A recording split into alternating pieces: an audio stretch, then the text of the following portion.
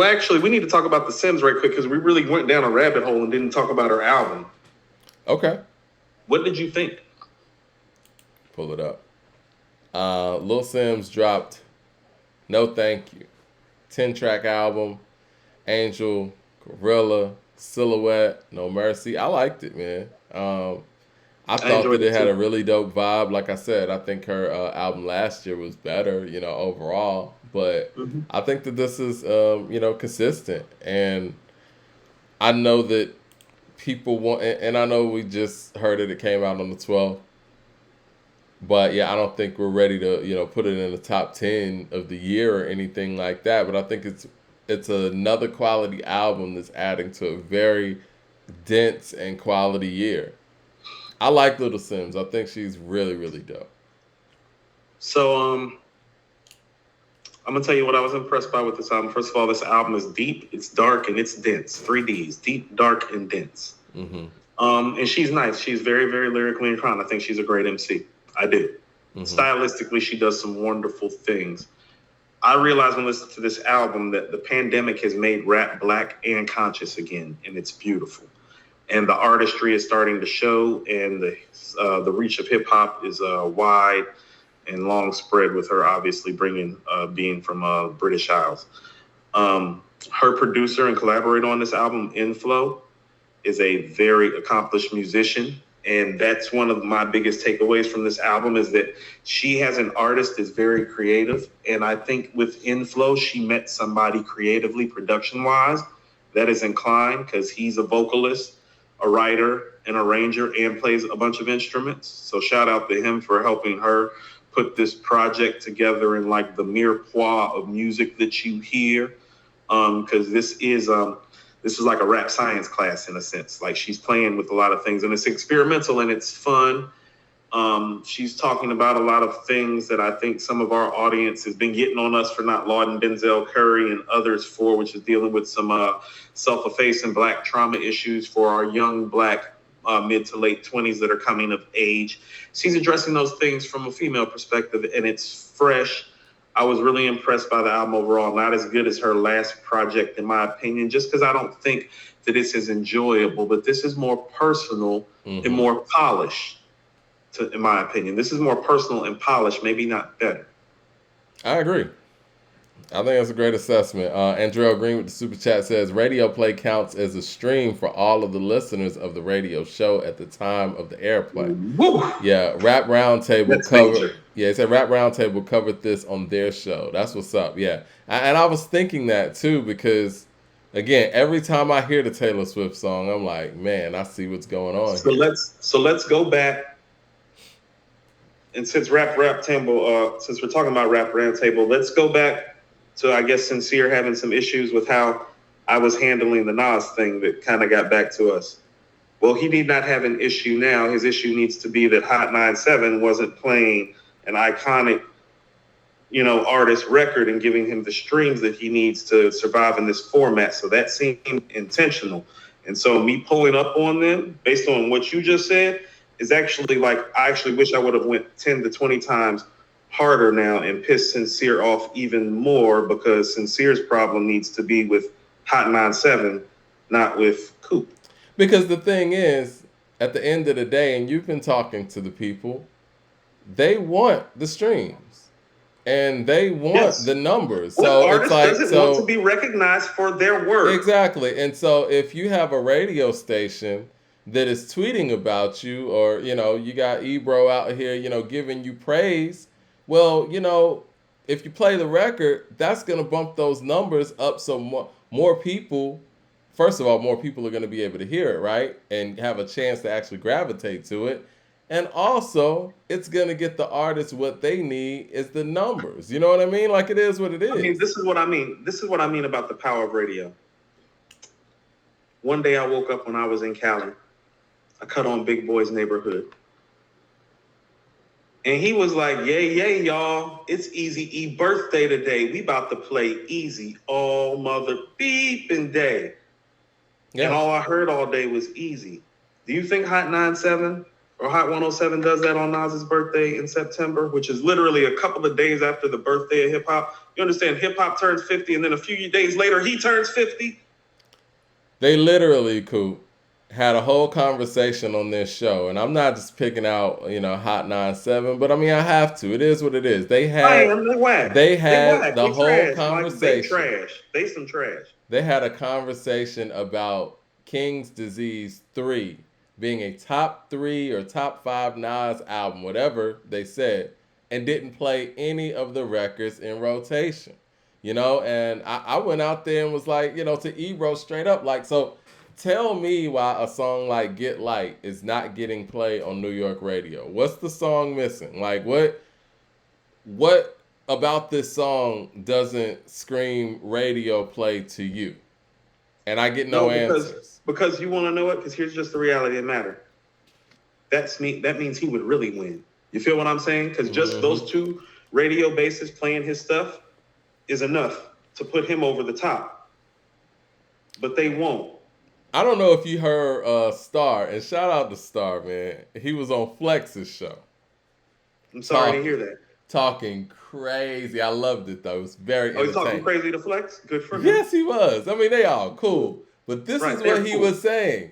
I know he said the thing about Nas and this and that, but whatever. I disagree with that, even though I love Star. But the main thing was he was getting on Flex in New York radio. It's like, y'all sitting here playing this Glorilla record. Where's the Griselda? Y'all ain't playing the Griselda on New York radio? The fuck is that about? And then Flex, it was going to commercial. He was about to play Bad Bunny. He's like, man, y'all playing Bad Bunny and y'all not playing Griselda? He was like, where's Benny the Butcher on y'all rotation? And Flex was like, well, this is what we'll do. We'll get Conway and Benny to come up and do a freestyle or whatever right here with Star. Star's like, no, put their music. He said, no, put their music in rotation. He was like, Griselda's running New York right now. Y'all got to show the Buffalo kids some love, man. Buffalo's running New York, and y'all sitting here playing Glorilla? And no disrespect to her, but that's a whole nother region. She got a region that's going to support her. They're haters, New York got to support New York, man. And I'm glad the Star got on New York radio and said that as the legend that he is, They're haters, Mike. Again, they're haters. That's why I pulled up the way that I did, because, well, if you're paying attention, it's like they appear to be the biggest problem. Radio, media, TV, programming. Appears to be the problem. I'm going to tell you what happened to me, Mike. I just got my phone back. I didn't have my phone for 2 days. I actually had to listen. First of all, I was very happy that the Purple Tape was the CD that was in my old-ass car. All right? So I've been playing the Purple Tape for the last 2 days. Great. Speaking of which, Mike, quick inside take. Ice Water is the precursor to Shadow Boxing beat-wise. All the scratching and the mixing and the beat switching. Ice Water is the precursor to Shadow Boxing. And think about it. They're both like starting off the second parts of the album or early on the second parts of the album. But that's neither here nor there. But I listened to Steve Harvey Morning Show this morning while I drive 90 minutes to go get my fucking phone from an Uber driver acting like he can't see the urgent messages about my phone. But that's neither here nor there. No, because I'm serious. And I'm going to tell you why I pulled up like that. You understand when you lose your phone, you have to give them your address. You see, but my phone was tracking, so I had his address. And that's why I pulled up, because I don't know him and he don't know me. But now he knows that I has his address and he has mine. And I got my phone. That's how that shit really supposed to be. But neither here nor there. I was listening to the Steve Harvey Morning Show this morning, which quite frankly I haven't listened to in well over a decade. And I didn't know he was still on the radio in the morning time. First of all, and being in the car for 90 minutes, Mike, I literally heard 2 songs played and I did not know what they were. So first of all, radio isn't even playing radio. And when they are, there's definitely an agenda. I'm like, who is this they putting in the machine? I'm like, I don't even know what this is. I'm like, I don't even know who or what this is. It was literally somebody who could not, both songs I could not identify, qualify, know the artist. I'm like, oh, this is how you pay for your slot time now.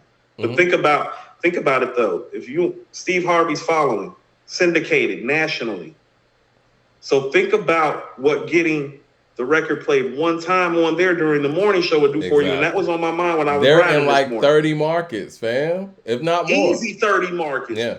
I'm lowballing it. You know what I mean? Mad Max says, y'all don't understand New York, though. What do you mean? What do we not understand? We understand radio. I understand that y'all not playing y'all's legends and the people who's running it right now. Right. There ain't nothing to talk about. You fucking up. Like I don't. Why we gotta dance around it? It's like when other regions be fucking up, be like, no, fam, you fucking up. It's like just because you're the birthplace of hip hop doesn't make you any different. The greatest MC of all time just had one of the greatest runs ever again, like for the second time. And they even talked about it, Coop. They talked about it, but did not play any of the material. They had a conversation about it being a top 5 album. Did you hear how Flex tried to pigeonhole when Star was talking to him? Oh, I'll bring him up here to freestyle. Like, those are my freestyle rapper guys. Like, those aren't guys that I play on the radio. Well, you're not a real DJ in New York radio. Well, this is what I got from it. I'm not trying to protect Flex in that way. And then even though I fuck with Flex, right? What I got from that exchange was they pay me to play this stuff, man. I can't control what gets played on the radio. That's what I got from the conversation. Fam. It sounded like Flex was also, I would love to play that stuff, but they won't let me. That's what it sounded like to me. You know, Mike, I've been a lot of things. You know, I've been a husband before. I'm a father always. I've been a company man before. You know, I mean, technically for Recording to Hip Hop and the other company I work for, I'm a company man now, I guess to a degree. But I'm a fucking man first, Mike. And there's just a line about some things when you've chosen certain professions. And listen to what I'm saying. Like, if Flex was like 22 and just breaking into this gig and making his way and needed to get his weight up, need to get his paper up, be financially up. You get what I'm saying? I can understand him making a comment like that. It's like, dude, like, you've been cashed out and maximized this opportunity. He loves the spot too much. Hold on. No. That's what I mean. And that's cool. We can see that you love your spot more than you love hip hop. Yeah, you feel what I'm saying? Is what it is, right? And you ain't got no nuts. And so, Mike, you may like them. I don't like niggas that don't have nuts. You feel me? And so, like to quote Common, I can see the bitch in you every time you get up on radio. And so, like, no, like that shit. What don't fly with me as a man is not about to fly with me just because it's the music business. It's like, as a man, I know that you've been working this job so long that at some point about the core of hip hop and the integrity of it, you ain't gonna take no stand for hip hop at some point so you can be a company man. It's like, no, have your job. Don't expect respect from niggas like me. I don't hand out respect to niggas like that. Well, this is the thing, Coop. I mean, what is it, 2022? It's blatant that you're like the company man and not a hip hop man. Well, don't be claiming this culture and talking about Benny and I'll have them come up here and freestyle. Right. Nigga, you freestyle. It's about to be 2023. And I feel like, and correct me if I'm wrong, New York in the chat, I feel like Flex has probably been on Hot 97 for like maybe 33 years, maybe a little longer. I know that, you know, Angie interned for him. So all that being said, Flex should be running that station. You know what I'm saying? Like, nobody should really be, nobody should be qualified enough. Nobody at radio should be qualified enough to tell him what to do on any level. Like, imagine the person that is his quote-unquote superior that's telling him what he can and can't play. I'm sure they haven't been in his spot over 30 years. You know what I mean? No, this is what I'm saying, though. But when you do the right thing within the context of your community, see, this is what I mean. And you know this, Mike. The leverage in hip-hop always resides with the people. In the streets. In the streets. You're a radio DJ in New York. You don't have no pull or no leverage. That means you haven't done your fucking job. Like, because you've been doing this for 30 years. You ain't got no leverage or no pull or no Hot 97. Because I'm going to tell you what, that means you haven't branded yourself and ran your business operation properly. Because that ain't Ebro running programming? I don't know if he's still doing it. I know he is at Apple, but I don't know if he has that same position. No, think about this, though. It's like, why Flex ain't running the programming at, like, why? I don't know. Exactly. I couldn't tell you. I don't know. Right. I'm just saying. I'm just asking questions. No, I feel you. These are legitimate questions. Because the thing is, if you're cool with that position of, you know, not being able to dictate what gets played, which I'm pretty sure that he takes pride in the fact that he is the voice of New York, quote unquote, and I'm just saying that's what he, you know what I'm saying, has coined himself as. You kind of want to take pride in the fact that you can break a record, right? You broke Dead Presidents for Jay and this and that. So I would imagine that you would want to be in a position where nobody could tell you what you can't play. So I'm trying to figure out where does it come in at where that doesn't become the reality, you know? Like where, I mean, in respect to Ebro, because I think Ebro does a good job. How does Ebro come into New York and pretty much, have a higher position than somebody like Flex? I That's don't why. That's understand why. how that No. happened. That's why I'm bringing up the business acumen about like the position that he's in, and why I brought up Ebro. It's like That's how Ebro corporate come in and stuff, but boss I up on. I don't get it. I don't understand. I mean, maybe somebody could break that down for us because I think Flex is older than Ebro and more experienced than Ebro in New York specifically. I know Ebro was out west, so I mean, I don't know. I just don't know how that happens, and I'm sure there's a reason for it, but Fascinating.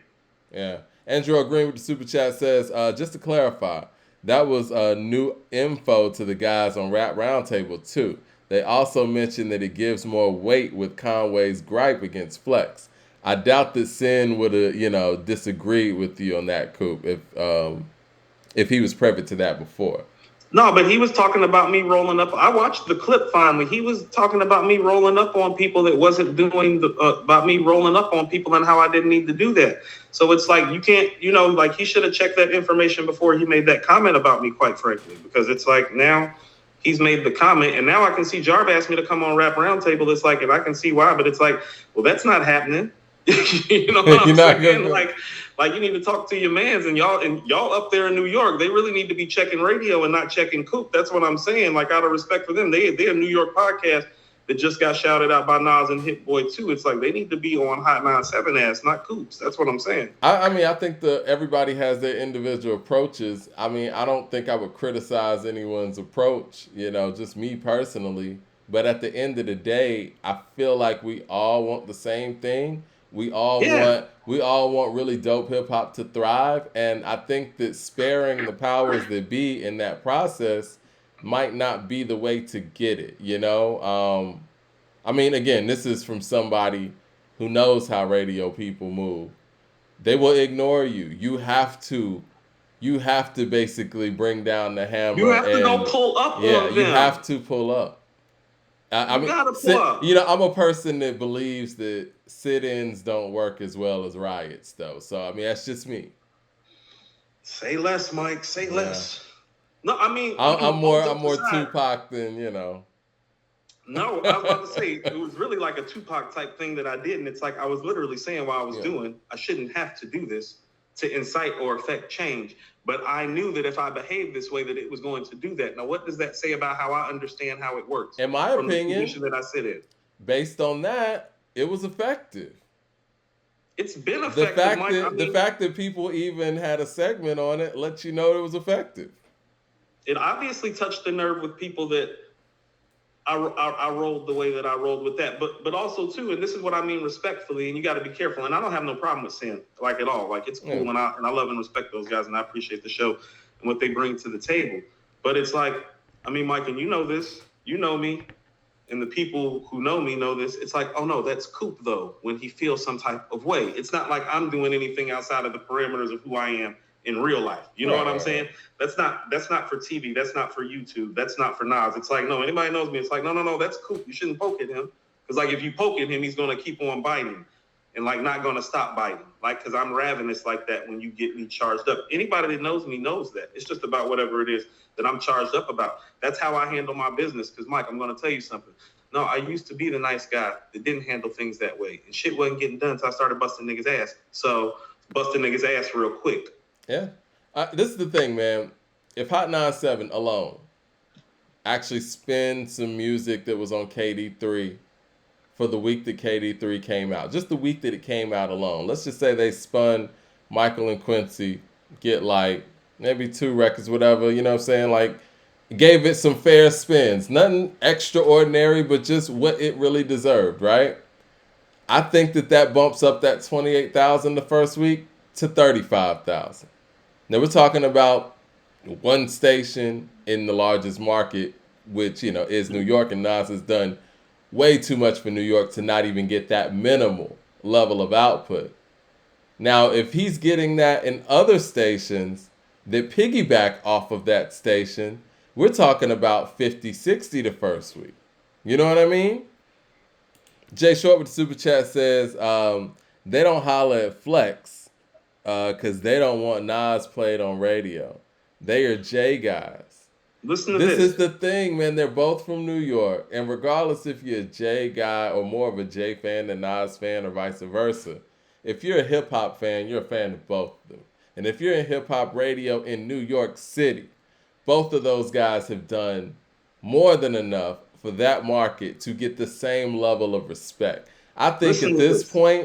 this point in the game, niggas got to be past the payola side of it, man. That's some shit the niggas was doing in the That's mid what I to mean. You early already 90s ate, when niggas was fam. trying to get on. Niggas is legends now. You know what I'm saying? Like, you should be, the pay You is to ate go 10 out there times and play over. this. Right.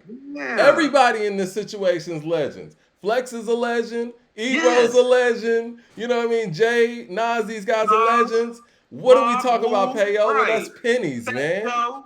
Yeah. Everybody's a legend now. That's what I mean. It's like this would be different if this was still early in the game. It's still going Yeah. on late. Listen to what I just pulled up. This is June. Hot 97 has an average of 3.314 million people tune in at some point during the average week. 3.3 million people at some point during the average week. Power 105, 3.2.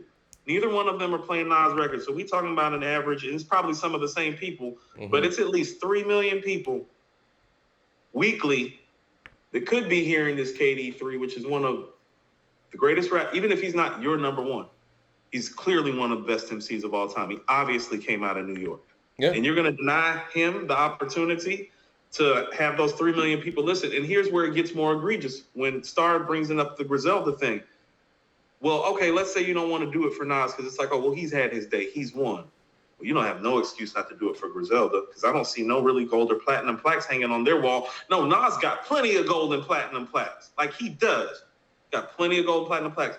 Is Benny and Conway and Westside walking around with some platinum albums that you know nothing about? And they can help out with that cause. And they can help out with that cause immensely. And so this is what I mean. I'm disgusted, not just at how they treat Nas, pray for Paris. Yeah. What? Pray for Shit. Even 10. Westside just dropped. You know what I'm saying? Him and Black Star in Brooklyn. Projects. Were they playing Lemon and Jesus Crisis? You feel me? Westside should have been playing Lemon nonstop. Westside pulled up in Brooklyn with Black Star and shot the Peppers video. And are they playing Peppers?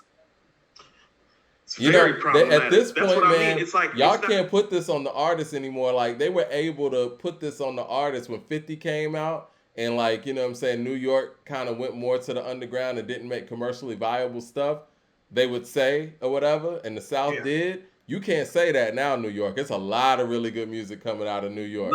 And that y'all not even playing. Nas is just the crux of the conversation because he sits at the top. That's why I keep on trying to stress to everybody, this isn't about Nas. This is about everybody that's under Nas, that's not the greatest MC of all time, because if he'll get this type of treatment, now you can see very clearly why somebody like Benny, Westside, and Conway aren't even going platinum. No, Nas got multi-platinum albums. Yeah. He goes gold. Yeah. You know what I'm saying? Like, he done sold his shit already to a degree. You feel me? Yeah. It's like, you're not going to let these guys eat like that or give them the opportunity to? Like, think about this. When Benny did the joint with Freddie, why wasn't One-Way Flight all over New York radio? Yeah. Jay Short with Super Chat says, Mike, you can't go to war on the ground until you go to war in your heart. Listen, man.